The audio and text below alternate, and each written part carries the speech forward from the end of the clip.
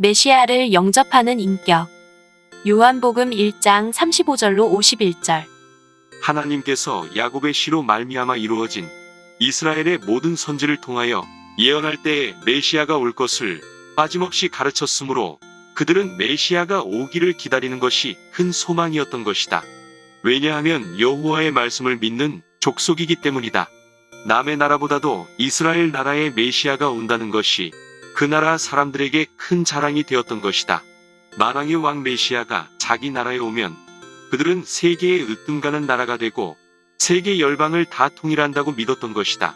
그러므로 이방 민족을 상대하지 않고 자기네만이 메시아를 영접할 민족이라는 것을 믿는 동시에 극도로 교만한 위치에서 남을 무시하는 민족이 되었던 것이다. 예루살렘 거리에 많은 사람이 거룩한 예복을 입고 왕래하지만 세례 요한의 증거를 듣고 메시아를 영접하는 자는 갈릴리 벳세다 동네의 어부들이 메시아를 영접했던 것이다. 어찌하여 제사장과 레위인들이 세례 요한의 전도를 받지 않고 이방 갈릴리에 있는 불황무식한 어부들이 받았던가 하는 것을 이제 알아야 할 일이다. 1. 마음이 겸손한 자들이다. 35절로 42절. 요한의 말을 듣고 예수를 좇는 두 사람 중에 하나는 시몬 베드로의 형제 안드레라. 그가 먼저 자기의 형제 시몬을 찾아 말하되 우리가 메시아를 만났다 하고, 메시아는 번역하면 그리스도라. 데리고 예수께로 오니 예수께서 보시고 가라사대 내가 요한의 아들 시몬이니 장차 게바라 하리라 하시니라. 게바는 번역하면 베드로라. 언제나 겸손한 자는 영안이 밝고 교만한 자는 어두운 것이다.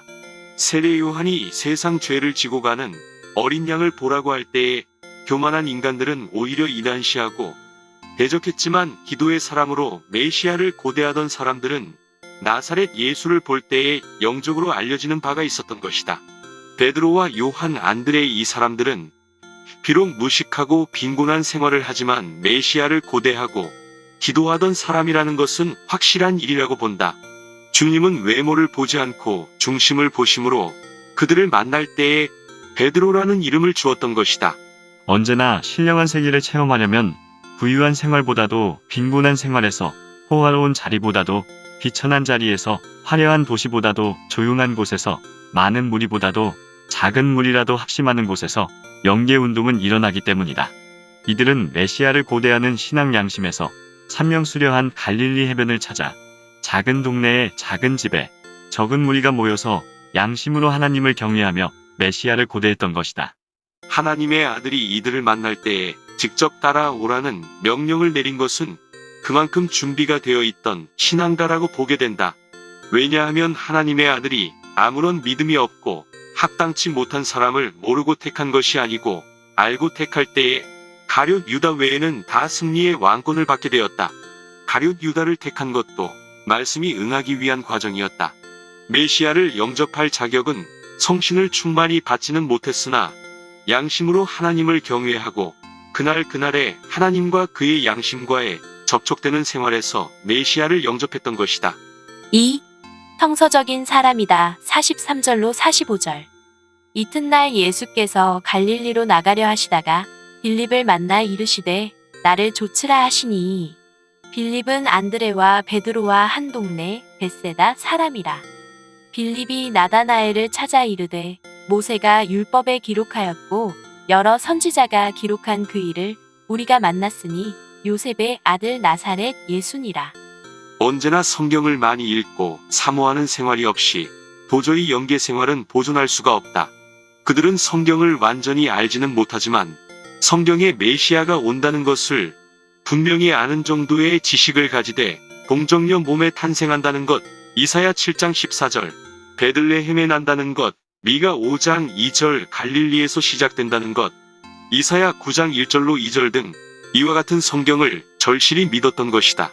그들은 반드시 메시아의 역사는 예루살렘에서가 아니고 갈릴리 해변에서부터 날 것을 특히 깨닫고 지금 우리가 재림의 주가 올 때는 동방에서 역사가 일어날 것을 믿듯이 메시아가 올 때에 갈릴리 해변에서 역사가 일어난다는 것을 철저히 믿었던 것이다. 그러므로 그들은 그리스도를 볼 때에 자기네가 기다리던 메시아인 것을 확신했던 것이다. 벳세다 동네의 어촌은 메시아를 고대하는 신앙촌이었던 것이다. 그들은 메시아를 고대하는 신앙 양심에서 두텁게 사귀어졌던 친구들이다. 이 친구야말로 고락을 같이 겪는 영원한 친구가 되었던 것이다.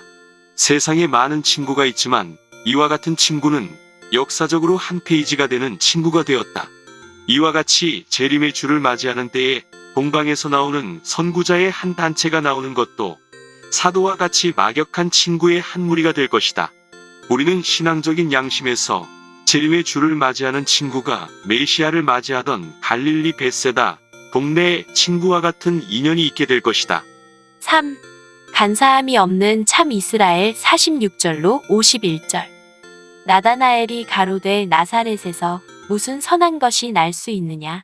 빌립이 가로되 와보라 하니라. 예수께서 나다나엘이 자기에게 오는 것을 보시고 그를 가리켜 가라사대 보라. 이는 참 이스라엘 사람이라 그 속에 간사한 것이 없도다. 나다나엘이 가로되 어떻게 나를 아시나이까. 예수께서 대답하여 가라사대 빌립이 너를 부르기 전에 내가 무화과나무 아래 있을 때에 보았노라. 나다나엘이 대답하되 랍비여 당신은 하나님의 아들이시여 당신은 이스라엘의 임금이로소이다. 예수께서 대답하여 가라사대 내가 너를 무화과나무 아래서 보았다. 함으로 믿느냐. 이보다 더 큰 일을 보리라. 또 가라사대 진실로 진실로 너희에게 이르노니 하늘이 열리고 하나님의 사자들이 인자 위에 오르락 내리락 하는 것을 보리라 하시니라. 이스라엘이라는 이름을 가졌지만 간사함이 없는 사람이 아니고는 메시아를 영접할 참 이스라엘이라고 볼 수 없다. 그러므로 주님은 참 이스라엘을 찾기 위하여 벳세다 동네의 어부들을 찾아갔던 것이다. 모든 바리새교인들은 간사한 무리들이므로 자기의 이익을 위하여 명예를 위하여 권리를 다투며 싸우는 무리였던 것이다.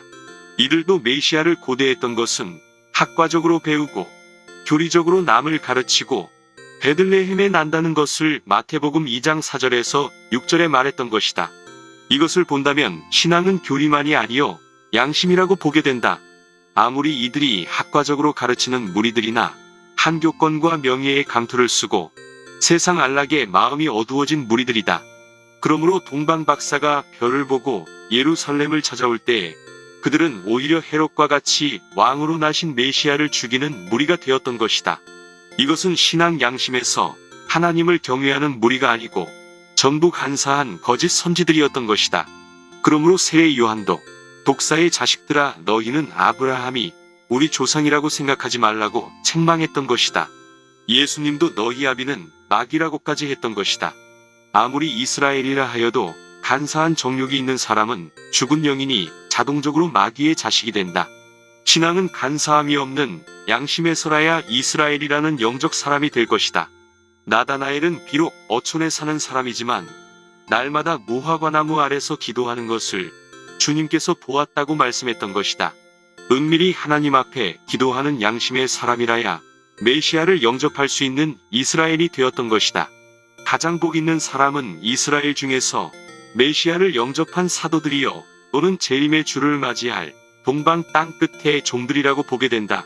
왜냐하면 갈릴리 벳세다 사람은 은혜 시대의 십자가 부활을 증거하는 선구자가 되었고 동방 땅 끝의 해변의 종들은 재림의 주를 맞이할 진리 운동의 선구자라는 것을 성경은 가르쳤다.